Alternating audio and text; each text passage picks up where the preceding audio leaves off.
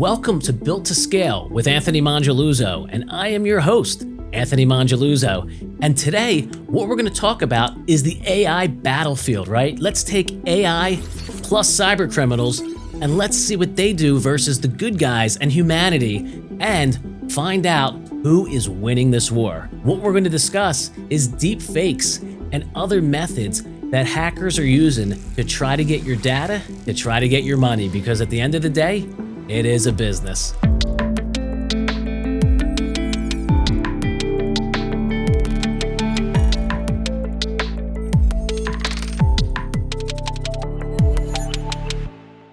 So, first off, AI, right? I could tell you long before AI, hackers were always trying to get our money, whether it was the good old traditional phone scam, they just pick up and they try to call you, or you know what? Maybe they try to phish your password with an automated email. Now things are changing. So let's start with that phishing email. Back in the day, and by back in the day in technology, we're talking 10, 15 years ago, emails would come. And what these emails would do, they would try to scam you for money, say you were going to receive a reward, maybe it was an IRS fraud. But if you looked at the emails, they had a lot of misspellings. You could tell they were coming from foreign countries because, just the way the English language flows, it's tough to understand. So it was a lot easier to spot that. And a human being was doing it. Now, you have AI that could replicate emails and make them look so perfect. I mean, one I could tell you is I've been a customer of American Express for over 15 years. The fraud emails that these folks send out, they look, smell, feel, and even if you click the phishing link on the MX email, it takes you to the right spot. So phishing emails, you have to watch. They're almost near perfect. Another one, deep fake videos. So in here, maybe we'll put a copy up on the links for this podcast. One of the companies offered to make a deep fake of me. Now, the deep fake wasn't that great to start, but the technology's in its infancy. So what you're going to see is someone could take this podcast, you have my voice, you could then run it through AI and then do something similar. And ironically enough, they did use the podcast to try to simulate me. Now, let's talk about other deep fakes. We're going to put a graphic up for those of you watching YouTube. My mom got hit with one. Now, I do the local news here and obviously with the podcast, so it's very easy to find my image, likeness, sound of my voice. Someone, when I was in Disney, was able to create my voice yelling on the other line, basically saying I was captured, crying, help me, mom. They called my mom's house on her landline, and thankfully, she saw a segment I did about this on Fox 29, so she knew something was up. She knew I was safe. She knew I was in Disney. So she hung up. But imagine if you get a call from a family member that they're in distress and they're gonna harm them unless you send them money. What are you gonna do? You might send them some money. Other stuff that you don't even think about behind the background with AI. You have all these bots that they scan the internet constantly. So they're always moving. They're always trying to, find your data. When I first started the business, I read a book and this was 25 years ago. And back then, so in 2000, when you plugged a computer into the internet, it was about 7 minutes before an attack. I couldn't tell you now, but I'm gonna say it's gonna be about 7 milliseconds. The last thing I wanna talk about on this front is the malware, the ransomware people. AI is turning their abilities into RoboCop. They're allowing them to make ransomware faster, more lethal. And when I say ransomware, I'm talking any type of hack, any type of virus, but AI allows it to think, work, and move 24/7. So again, instead of having just the capacity of human beings, your capacity is now unlimited. How much electricity do you have and how many AI chips do you have? So again, scary, but also we do have that on the good guy side. Before we talk about fully what we're seeing on the offensive side, or as I like to say, the good guy side, let me give you a little behind the curtain here at PCS and what we're seeing. So we really saw an increase in ransomware attacks probably at the end of 2018, early 2019. And, it ties in with AI and, just some of the new things coming along. It's become so bad that we ended up in 2020 created a team that we call the CERT. Now, it means nothing in the real world, but it's part of our branding and it stands for the Critical Incident Response Team. So basically, what we have to do is have a team ready 24 hours a day, 7 days a week with top-level engineers, and we are seeing the bleeding edge of hacks. We're seeing what they call 0 days. That means they were,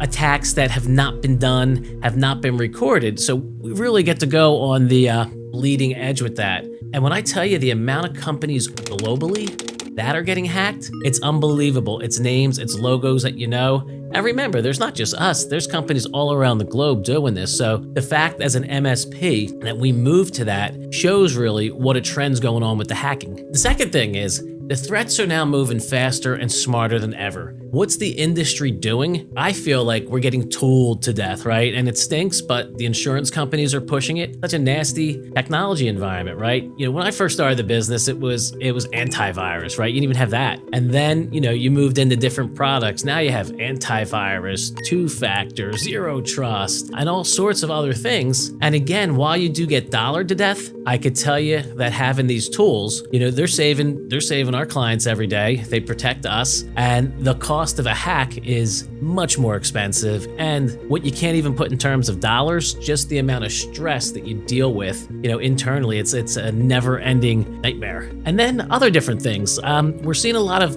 proactive where folks are looking more on the dark web. So, for instance, you know, anytime these companies get hit, a big one was LinkedIn, you know, in 2015. You had MGM, you know, recently you had SonicWall get hit and they released all those credentials on the dark web. So what we're also seeing is AI being used to scan the dark web. Now, it's not necessarily going to help you in a sense, because once your information is out there, it's going to stay out there. But you do know that, hey, if I found a password of mine that was out there for a specific website that I use, and it can help you in that regard to make sure you change the password there. So again, we're really, and it's sad to say this, we're at the infancy with AI and in this territory, because what we're also finding out is the bad guys are also able to social engineer AI, right? So AI is actually a little easier to trick than a human. So these criminals will stop at nothing. So we always got to be on the offensive, and we got to be ready to go, because in a lot of cases, it's not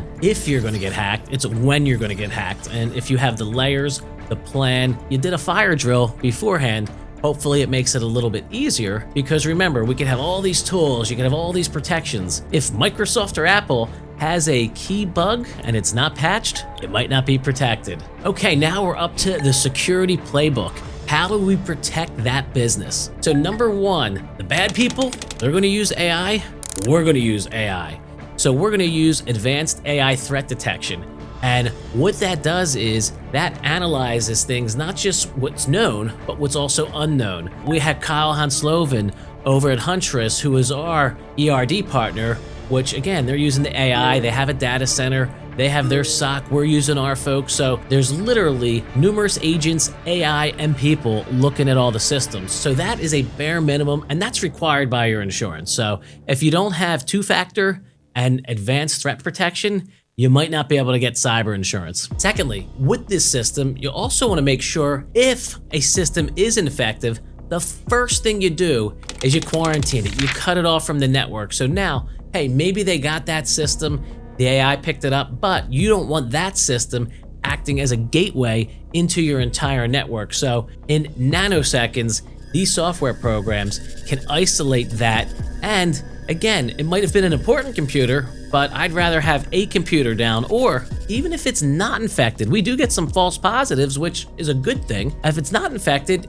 you guess what? You look at it, you check it out and make sure, and then you just put it right back on the network. No systems harmed. Other things you want to do. If you ever looked at the log files in a Windows server or in a Windows computer, there is not a single human being on the planet that could go through them all. It generates way too much noise. So now again, using AI tools, we can identify things in the Windows Event Viewer and other applications. So guess what? These tools act as if thousands of humans are reading your logs at all time. And remember this, when they get the updates, it updates everything. So imagine if one person sitting in a company reads logs and finds an error. Okay, that's great. My company has over 200 people. Well, with these AI tools, as soon as you mark that as an error, every AI agent deployed across all of our systems now has that knowledge. So our AI collectively, for us, for our clients, is getting smarter literally by the second.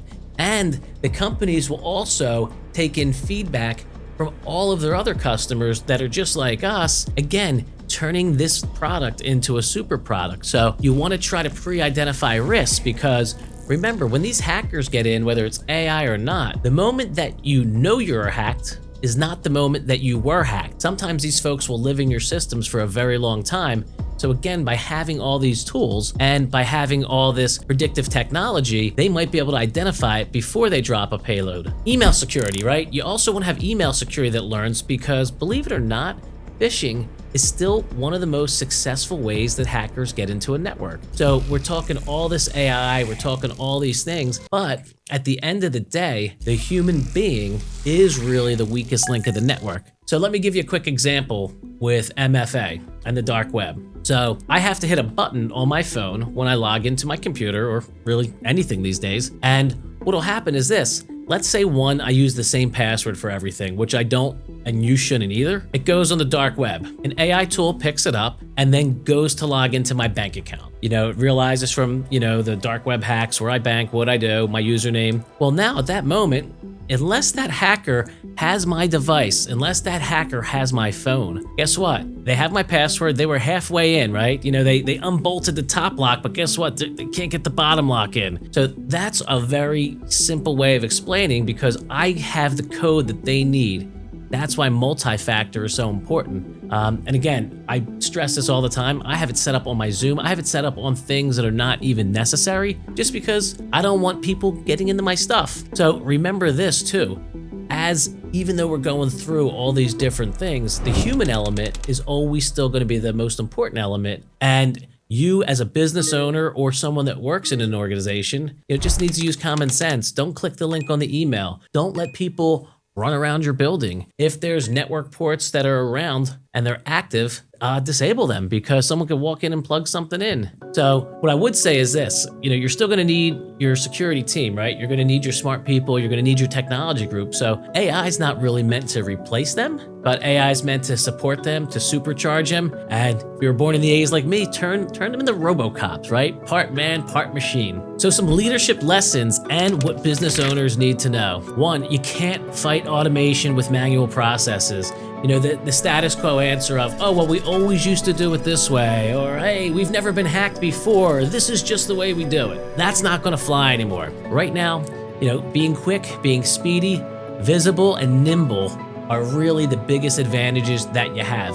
Security should be brought up as a part of business, not as a part of the technology meeting, but as a part of your core business structure, because security is going to be involved in every aspect, whether it's AI trying to attack you, the physical locks, how do you secure your building, what security cameras do you have, which they have some really neat stuff with AI there.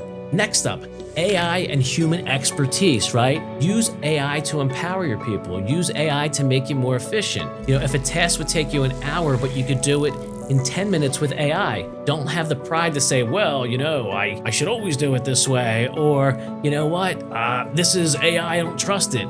Trust but verify, or as I like to say with AI, don't trust and verify, but either way. I'll give you a quick tip. We had a banking issue with American Express and TD Bank. It went through a year of bank statements and found the 4 missing transactions in 11 minutes. We would have spent hours going through that, so there is real value there. And I always say use AI to be more efficient and empower people to really use their brains to do things that AI can't do right now. Lastly, the company that really adopts the most successful AI strategy, whether it comes to processes, security, marketing, all the above, they are going to be the ones that are the least susceptible to hack and truly the hardest to attack. So leadership lessons here, you gotta just look at this challenge head on. And what I would also challenge you to do is, if you're not familiar with AI, dedicate 10 or 15 minutes.